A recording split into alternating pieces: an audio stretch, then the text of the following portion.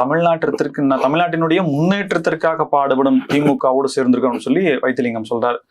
அங்க போய் சேர்ந்துட்டாரு, அவர் அப்படிதான் பேசி ஆகணும் அப்படிங்கறத தாண்டி ஓபிஎஸ் அவர்கள் இதுவரைக்கும் வைத்த வாதங்கள் அப்படிங்கிறது இப்போ எல்லாமே ஜீரோ. இப்ப ஓபிஎஸ்க்கான பலம் என்ன அப்படின்றதுலாம் இனிமே அவர் பேசினாருன்னா, சார் கம்முன்றுங்க சார், உங்க பின்னாடி இருந்தவங்க யாருமே இப்ப இல்ல சார் அப்படின்ற மாதிரியான ஒரே வேர்ட்ல ஆஃப் பண்ணிடுவாங்களா அப்படின்ற கேள்வி. அதுதாங்க உண்மை. இப்ப யார் இருக்கா அவர் பின்னாடி?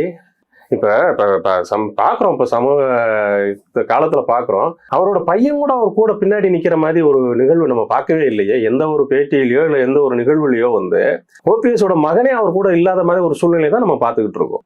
இதுதான் கடைசியில் ஒரு தனி மரமா நிக்க போறாரு அப்படிங்கிறதா உண்மை. எனக்கு தெரிஞ்சு எனக்கு ஒரு சில விடயங்கள் வருது, எனக்கு ஒரு தகவல் வருது, அவர் கூட திமுகவில் ஐக்கியம் ஆகலாம். காடு ஒரு பிரபலமான சேனல், அந்த சேனல்ல காடே போட்டாங்க, விரைவில் திமுகவில் இருப்பதாக தகவல் சொல்லி போட்டிருக்காங்க.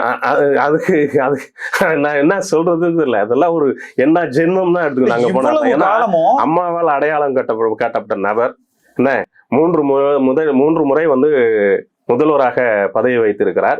இது எல்லாமே சொல்றாரு. நான் தர்மர் போல அம்மாவுக்காக இருந்தேன், அதெல்லாம் சொன்னவர் இன்னைக்கு திமுகவுக்கு போனார்னா அவர் நடைபெறாம தான் நான் பாக்குறேன். அவ்வளவுதான், புரியுதுங்களா? அவர் எதுவுமே அதான் இன்னொன்னு சொன்னேன்ல, அவர் ஏற்கனவே இருக்க வேண்டிய கட்சி திமுக தான். ஓபிஎஸ் அவர் ஏதோ வழி தவறி அனைத்து இந்திய அண்ணா திராவிட முன்னேற்றங்கள் வந்து விட்டார் அப்படிங்கிறத நான் பார்வை. ஏன்னா சுயநலத்தின் மொத்த உருவம் ஓபிஎஸ்.